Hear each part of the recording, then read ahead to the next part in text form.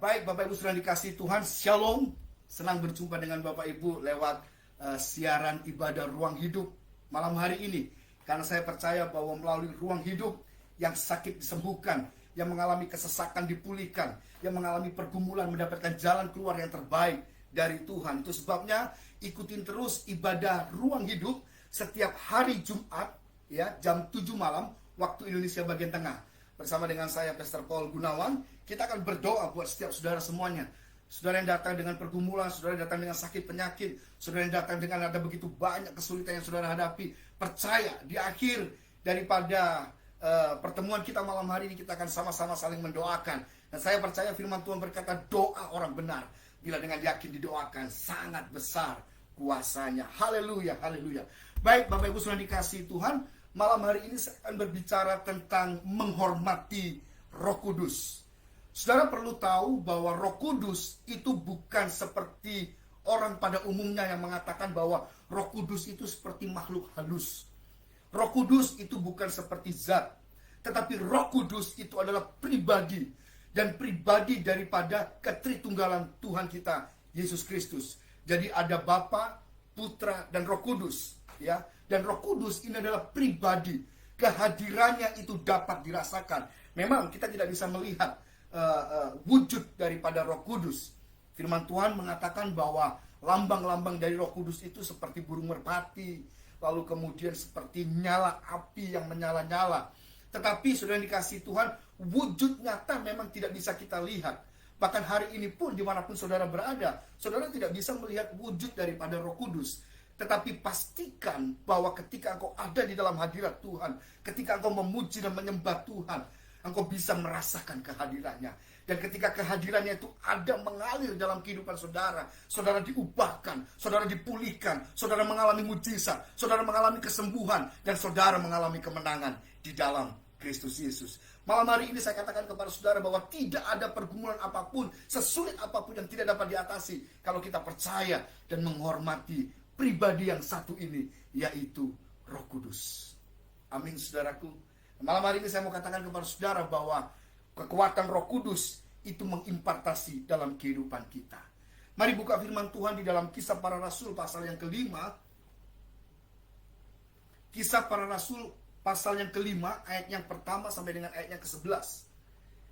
Ya, silakan Bapak Ibu boleh membuka Alkitabnya di dalam Kisah Rasul pasal yang kelima, ayat yang pertama sampai dengan ayat yang ke-11. Saya akan baca bagi Bapak Ibu semuanya. Haleluya. Ada seorang yang lain bernama Ananias dan istrinya bernama Safira. Mereka menjual tanah miliknya. Dengan sepengetahuan istrinya, ia menahan sebagian hasil penjualannya, sedang sebagian yang lain dibawa dan diletakkannya di kaki para rasul. Petrus berkata, "Hai Ananias, mengapa hatimu dikuasai setan sehingga engkau mendustai Roh Kudus?" Perhatikan baik-baik, di situ ada kata mendustai Roh Kudus, ya. Mendustai Roh Kudus. Dengan lain kata, itu adalah orang yang benar-benar tidak dapat atau tidak bisa menghormati Roh Kudus. Sehingga engkau mendustai Roh Kudus dan menahan sebagian dari hasil penjualan tanah itu. Selama tanah itu tidak dijual, bukankah itu tetap milikmu? Dan setelah terjual, bukankah itu juga dalam wewenangmu? Apa yang mendorong hatimu melakukan hal itu? Engkau telah berdusta bukan terhadap manusia, melainkan terhadap Tuhan. Dan ketika Ananias mendengar perkataan itu, ia terjatuh dan mengembuskan napas terakhir.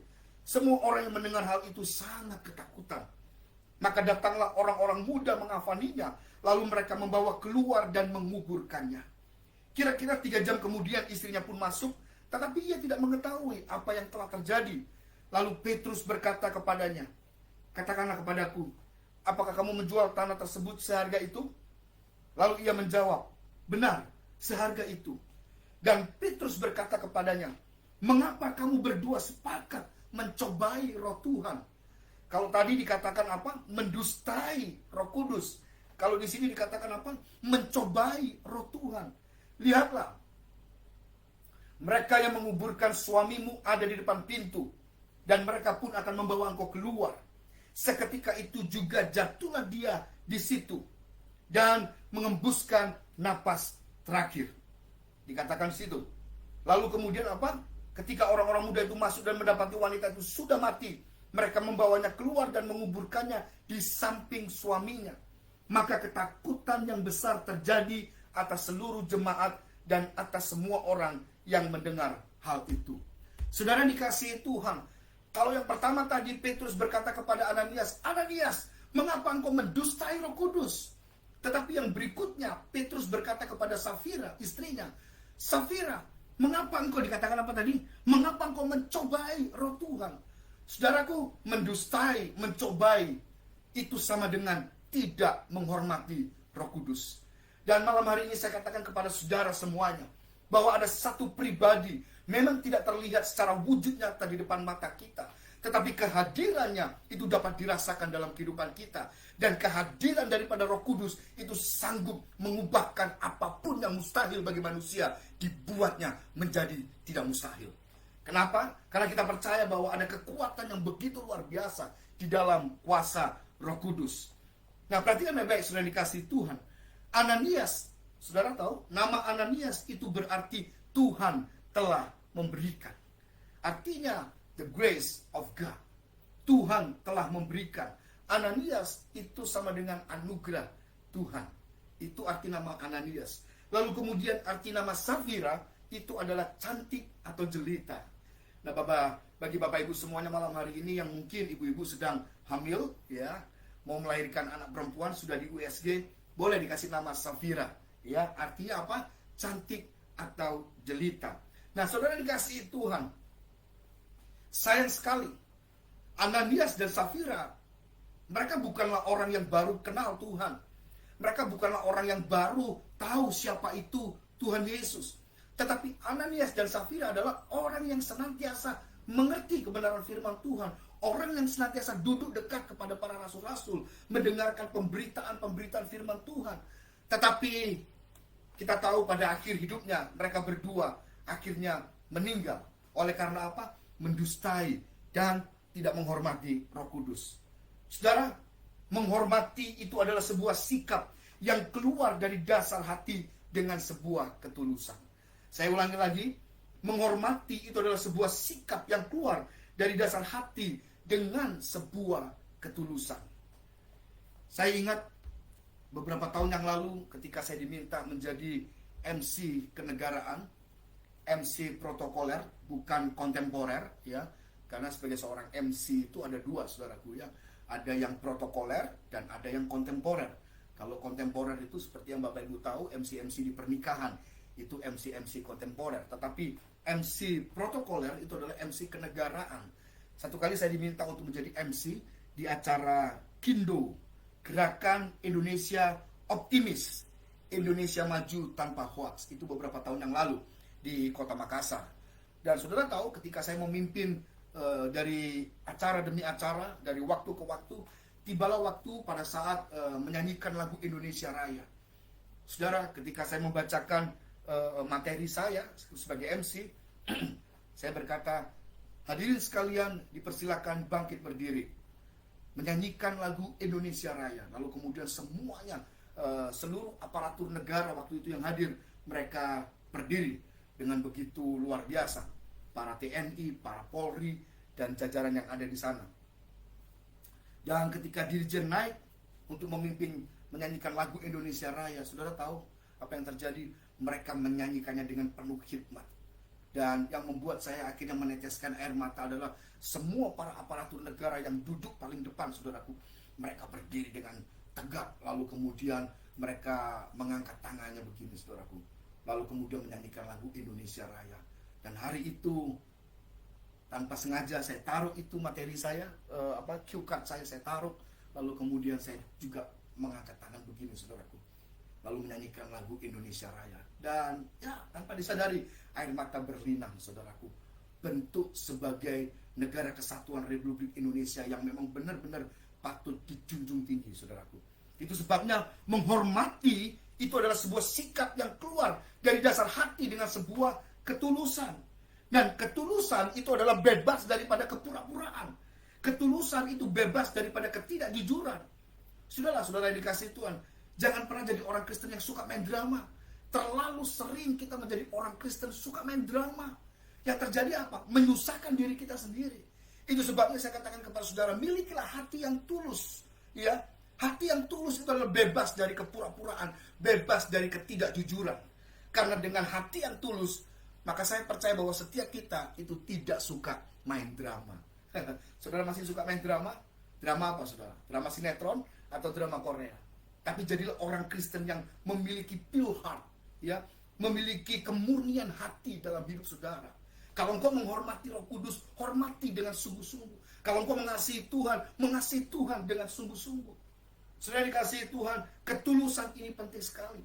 Karena ketulusan itu adalah salah satu daripada integritas dan nilai dalam kehidupan kita sebagai orang percaya. Nah, integritas itu sama dengan jumlah total perkataan dan perbuatan. Sementara nilai itu adalah sesuatu yang kita anggap penting dan yang kita hidupi, saudaraku. Saudara, ini penting pemahaman semacam ini. Ketika aku menghormati pribadi Roh Kudus, ya, salah satu pribadi daripada Tritunggal Tuhan, saudaraku, engkau melihat hal itu sebagai seorang pribadi. Kita menghormati bukan dengan kepura-puraan, tapi dengan sebuah ketulusan. Maka itu mengandung integritas dan nilai dalam kehidupan kita. Saudara, cara yang paling mudah untuk menentukan nilai kita itu adalah dengan memberikan pertanyaan kepada diri sendiri. Contoh pertanyaannya itu seperti ini. How do I want to be remembered? Kamu pengen diingat sebagai apa? Nah, itu bahasa sehari-harinya seperti itu. Terjemahnya seperti itu. How do I want to be remembered?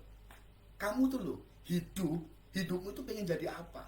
Kamu hidup, kamu tuh mau diingat sebagai apa? Kamu hidup, kamu mau dikenang sebagai apa? Itu kata-katanya seperti itu. Apakah kita mau dikenal sebagai orang yang baik? Atau orang yang pelit? Atau orang yang jahat? Nah, pertanyaan-pertanyaan ini yang akan menentukan seberapa besar nilai kita dalam menjalani kehidupan ini, saudara. Filipi 3 ayat 17 dan 19 sampai 19 dikatakan begini. Saudara-saudaraku, teladanilah aku dan perhatikanlah mereka yang hidup secara demikian, seperti kamu telah menganggap kami sebagai teladanmu.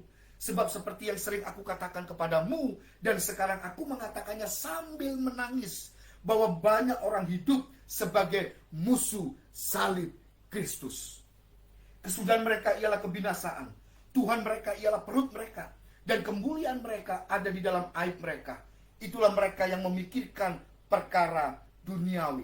Perhatikan baik-baik. Paulus berkata begini, saudara-saudaraku, teladanilah aku. Teladanilah aku. Saudara, nggak gampang orang bisa bicara seperti ini. Nggak mudah orang bisa berkata seperti itu. Hei, ikutlah aku, teladanilah aku. Tetapi Paulus berani mengatakan itu. Kenapa Paulus berani mengatakan demikian? Karena dia tahu siapa yang menjadi teladan daripada Paulus. Paulus berani berkata, ikutilah teladanku. Kenapa? Karena aku mengikuti teladan pribadi Yesus Kristus. Wow, itu sesuatu yang luar biasa. Itu sesuatu yang keren buat kita, saudaraku. 1 Korintus 11 ayat yang pertama dikatakan, jadilah pengikutku sebagaimana aku juga adalah pengikut Kristus. Itu sebabnya dia berani berkata, ikutilah teladanku. Karena dia berkata bahwa jadilah pengikutku sebagaimana aku juga adalah pengikut Kristus. Kembali lagi kepada Filipi, saudara ya. Filipi 3 ayat 17 sampai dengan 19. Dikatakan begini, ayat 18 terutama, saudara ya. Sebab sama seperti yang sering aku katakan kepadamu dan sekarang aku mengatakannya sambil menangis, bahwa banyak orang hidup sebagai musuh salib Kristus. Saudaraku, ini menarik sekali. Saya ada kertas. Saya akan mencoba memberikan ilustrasi, saudara ya. Saya berharap ilustrasi ini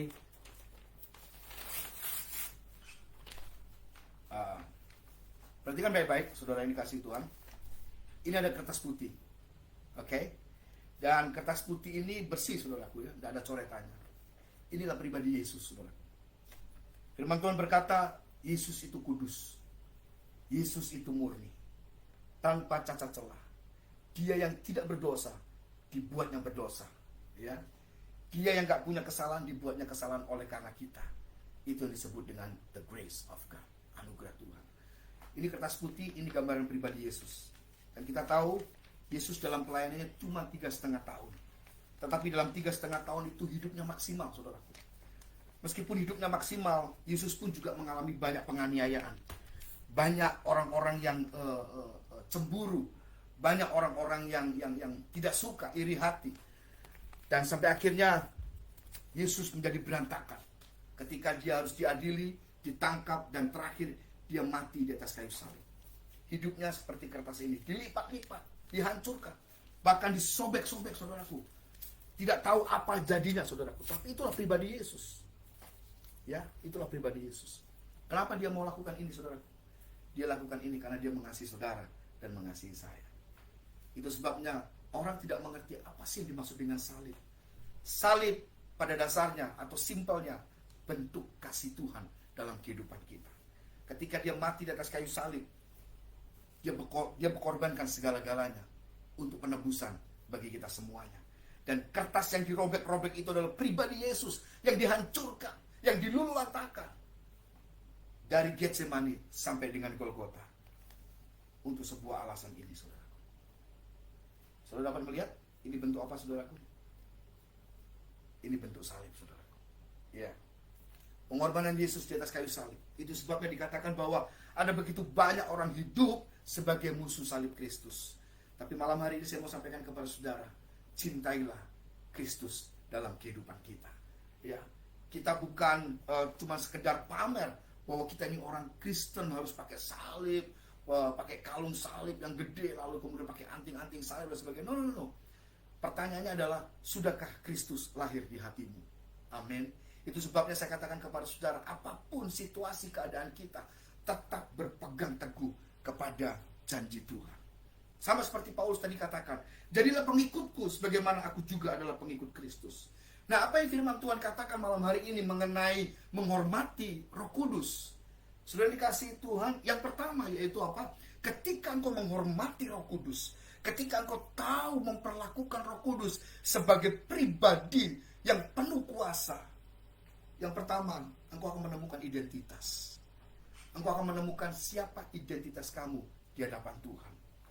Di dalam ayat yang ketiga tadi dikatakan begini, dari Kisah Para Rasul tadi. Coba kita baca ya, ayat yang ketiga.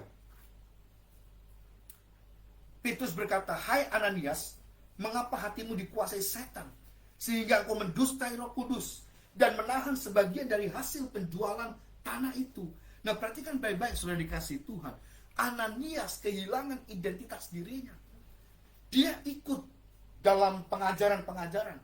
Dia ikut dalam ibadah-ibadah. Tetapi Ananias dan Safira sesungguhnya kehilangan identitas. Ada banyak orang terlihat ke gereja. Ada banyak orang terlihat beribadah. Tetapi sudah dikasih Tuhan, hati mereka itu menjauh dari Tuhan. Malam hari ini saya katakan kepada saudara, biarlah setiap kita mengerti apa yang Tuhan rencanakan dalam kehidupan kita.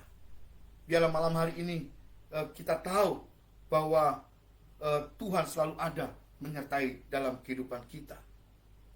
Saudara yang dikasihi Tuhan, penting untuk kita mengerti itu. Jadi Ananias dan Safira itu kehilangan identitas. Itu sebabnya saya katakan kepada saudara, ketika engkau menghormati pribadi Roh Kudus, engkau menemukan siapa identitas dirimu di hadapan Tuhan. Karena identitas ini sangat penting. Identitas ini menentukan siapa diri kita.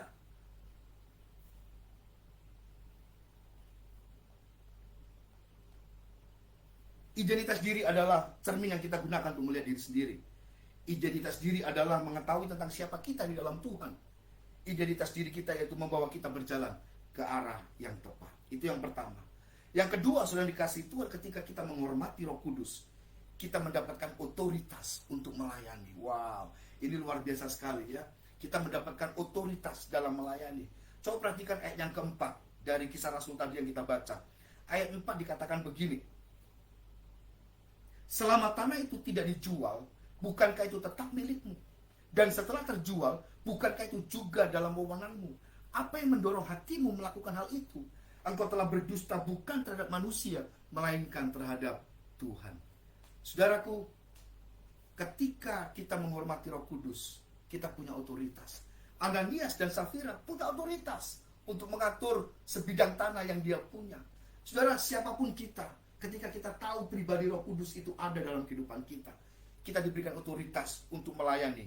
Tetapi sekali lagi yang perlu diingat dan yang penting untuk kita tahu, saudaraku, bahwa otoritas yang Tuhan berikan dalam kehidupan kita itu bukan untuk sok-sokan.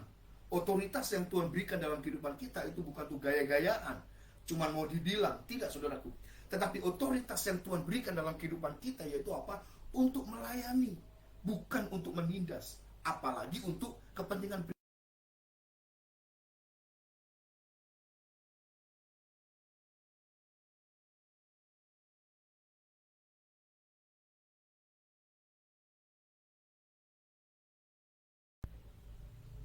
Kalau kita sudah dari situ, tahu nggak fungsinya kita ini sebagai apa? Ada banyak orang mengejar jabatan, ada banyak orang mengejar kedudukan, tidak salah dengan hal itu. Tetapi pertanyaannya adalah begini, kalau kita sudah mendapatkan itu, lalu apa fungsi kita? Saudaraku, hal yang paling penting dalam kehidupan kita sebagai orang percaya adalah fungsi kita. Apakah kita benar-benar memuliakan Tuhan, atau justru hanya mengejar menjadi ego kita? Itu sebabnya otoritas diberikan kepada kita, bukan untuk menindas, apalagi untuk kepentingan pribadi. Tetapi Tuhan mau, saudara yang dikasihi Tuhan, otoritas itu diberikan untuk apa, saudaraku? Untuk kita melayani. Untuk kita melayani. Amin. Itu yang kedua. Nah, karena itu kematangan karakter seseorang menentukan pantas tidak dia mendapatkan kekuasaan. Karena dengan kekuasaan yang besar datang juga tanggung jawab yang besar. Amin.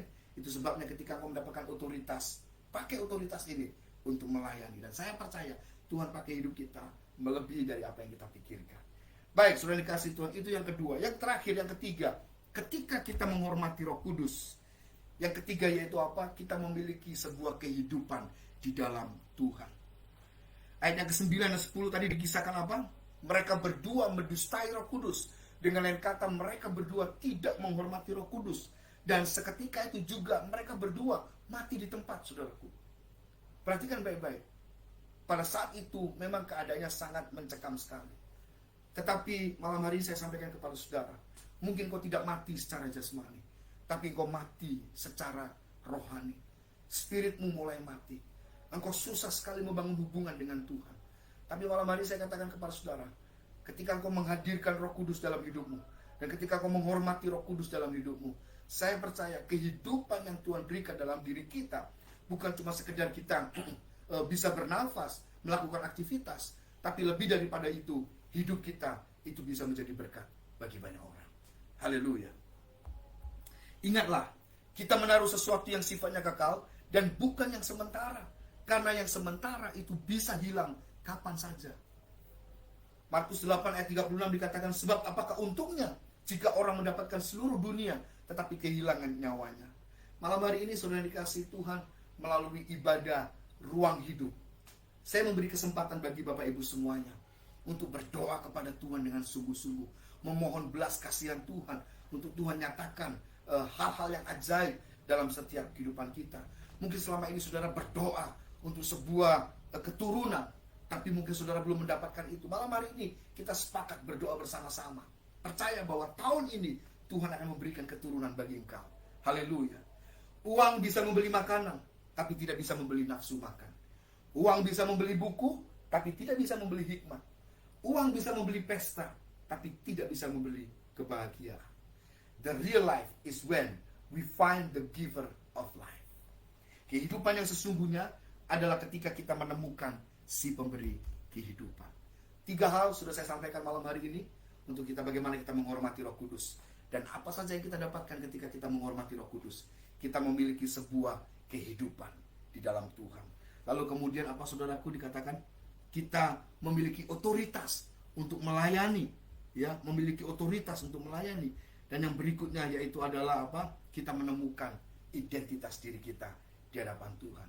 Sekali lagi, saya mengajak Bapak Ibu semuanya malam hari ini, siapapun dan dimanapun saudara berada, ayo kita sepakat berdoa bersama-sama.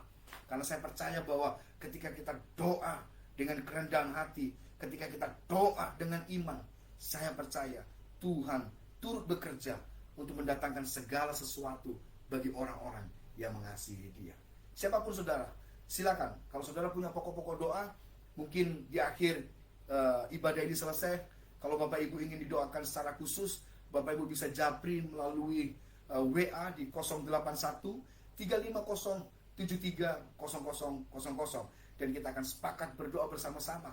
Saya percaya tidak ada sakit penyakit yang tidak dapat disembuhkan kalau kita percaya kepada Yesus. Tidak ada perkara yang paling sulit yang tidak dapat diputuskan oleh Tuhan kalau kita percaya kepada kekuatan daripada Roh Kudus.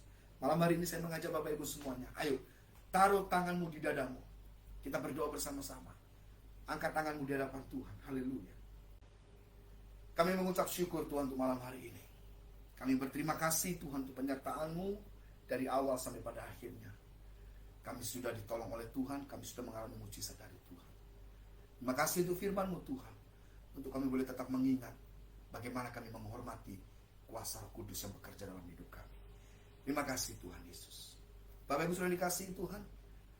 Sebelum kita berpulang, berpisah satu dengan yang lainnya, mari terimalah berkat dari Bapa di sorga, kasih sayang daripada Tuhan Yesus Kristus, persekutuan kita dengan kuasa Roh Kudus yang menyertai hidup kita mulai hari ini bahkan sampai selama-lamanya. Terimalah berkat di dalam nama Tuhan Yesus. Haleluya. Amin.